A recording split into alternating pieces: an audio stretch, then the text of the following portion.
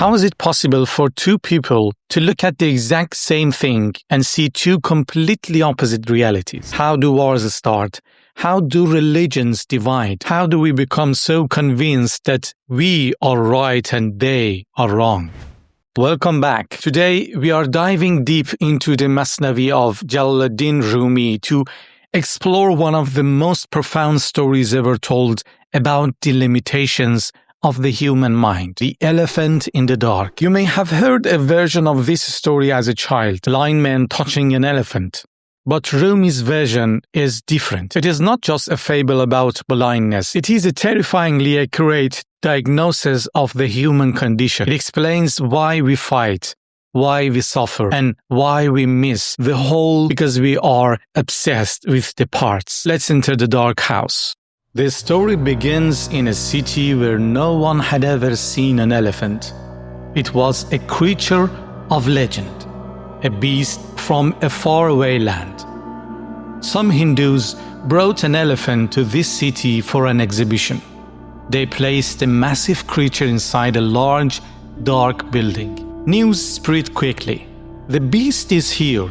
The great wonder has arrived. People flocked to the building.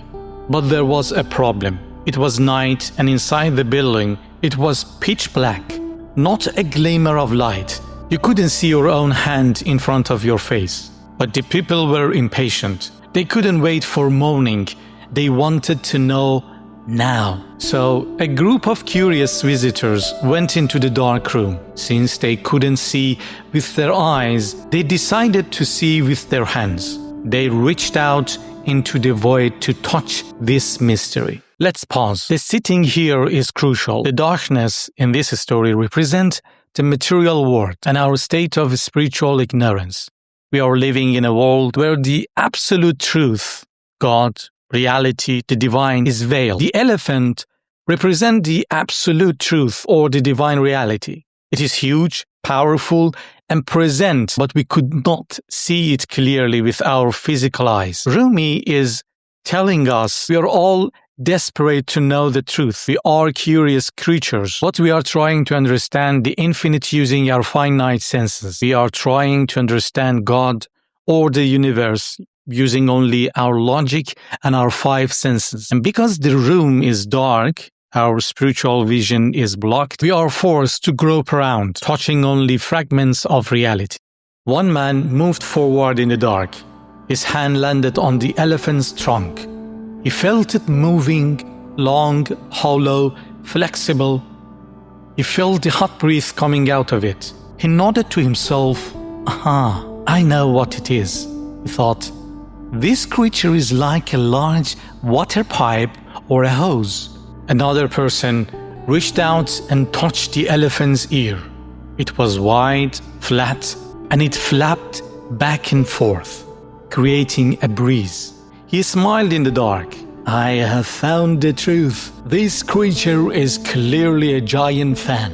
A third man approached, his arms wrapped around one of the elephant's massive, sturdy legs. It was hard, rough, and unmoving. He scoffed at the others. You're wrong. This is obviously a pillar. It is a column that holds up a roof. And a fourth man placed his hand on the elephant's back. It was flat and broad. No, he said. This is a throne. It is a bed to lie upon. Notice what is happening here. Are these men lying? No. Are they hallucinating? No. The man who touches the ear did feel a fan. The man who touched the leg did feel a pillow. Their sensory experience was 100% real, and that is the trap. Rumi is teaching us about subjective truth. Our personal experiences are real to us. If you have a painful past, the world feels like a cruel place. The pillar. If you have a wealthy, easy life, the world feels like a playground. The fan. We build our entire philosophy, our politics, and our religion based on the one part of the elephant we are holding. We say, I know this is true because I felt it. Rumi says, yes, you felt it, but what you felt was only a fragment. The danger isn't ignorance. The danger is partial knowledge mistaking itself for total knowledge.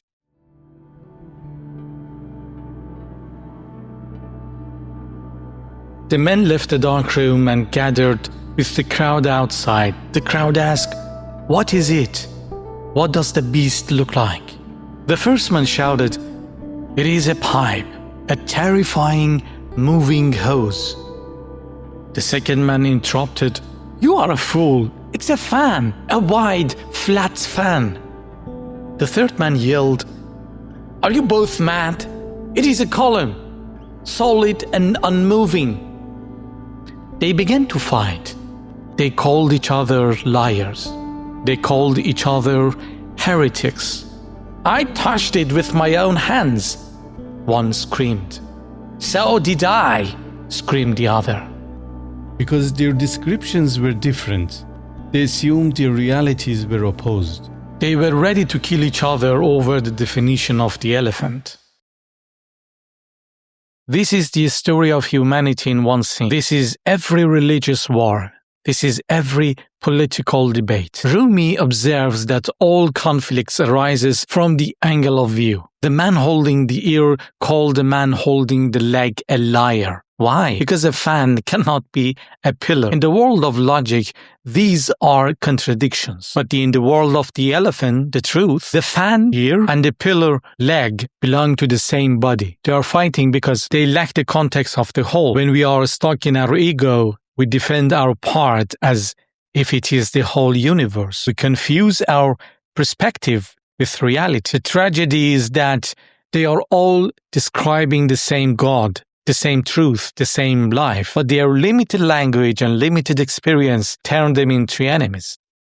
Rumi ends the story with a beautiful, simple wish. He writes, "If each of them had held a candle in the hand, the difference would have gone out of their words. If there had been light, the man with the ear would see the leg. The man with the leg would see the trunk. They would have said, 'Ah, I see. You are holding the ear, and I am holding the leg. We are both touching the same majestic creature.' The fan and the pillar would no longer be enemies. They would be recognized as parts of a greater unity." What is the candle? The candle represents mystical insight or divine light. It represents the ability to see the eye of the heart, not just the sensory eyes. Intellect, the hand, touches parts. Wisdom, the candle, reveals the whole. Rumi is telling us that we cannot solve the world's conflicts by arguing more or by gathering more data, touching more parts. We can only solve them by bringing light. We need to raise our level of consciousness to see that your truth and my truth might be two different limbs of the same reality. The candle doesn't change the elephant. The leg is still a leg. The ear is still an ear. But the candle changes our relationship to the elephant. Let's bring this into our actual life right now. In relationships, think about your last serious disagreement with a partner, friend, or family member. Chances are you were both touching different parts of the same elephant. You were describing your genuine experience. So were they. The conflict came from insisting your partial view was the whole truth. The question isn't who's right, but how can we see the whole elephant together? In your career, you're in marketing. They are in engineering. You see the business elephant from the customer's needs. They see it from technical constraints. Neither is wrong. Both are incomplete. Innovation happens when you bring the candle of collaboration to see the whole creature. So the next time you find yourself in a heated argument, whether it's about politics, religion, or a relationship, ask yourself, which part of the elephant am I holding? And more importantly, which part is the other person holding? Maybe they aren't wrong. Maybe they are just standing in a different part of the dark room. Rumi invites us to stop grouping in the dark. He invites us to light the candle of humility. When we realize that our view is limited, we stop fighting to be right, and we start striving to see the whole. Don't be satisfied with being the master of the ear or the king of the trunk. Seek the whole elephant. Thank you for watching. If this story shed some light on your path today, please like and subscribe. Until next time, keep your candle burning.